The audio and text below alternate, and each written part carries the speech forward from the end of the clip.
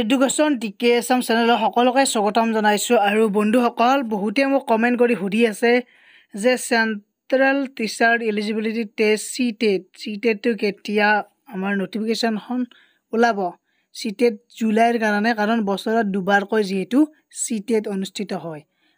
আৰু আজিকালি বৰ্তমান অসম গভৰ্ণমেণ্টৰ চাকৰিত চি টেট এ টেট যিকোনো এটা হ'লে হৈ যায়, কাৰণ অসম টেট যিহেতু বছৰে হোৱা নহয়, সেইকাৰণে চি টেটটোক প্ৰাধান্য দিয়া হৈছে। গতিকে চি টেটত ভাল নম্বৰ উঠিলেই মানে আপোনালোকে চাকৰি এটা ল'বলৈ সক্ষম হ'ব। আজিকালি টেটৰ মাৰ্কছ চাই কিনে চাকৰি দিয়ে।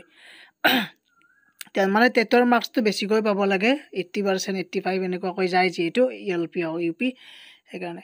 এতিয়া আপোনালোকৰ চি টেট কেতিয়া মানে আহিব নটিফিকেশ্যন?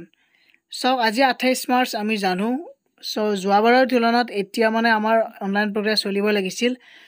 এতিয়া আমাৰ নেক্সট উইকত 5 তাৰিখৰ আগত চি টেটৰ নটিফিকেশ্যন আহি যাব।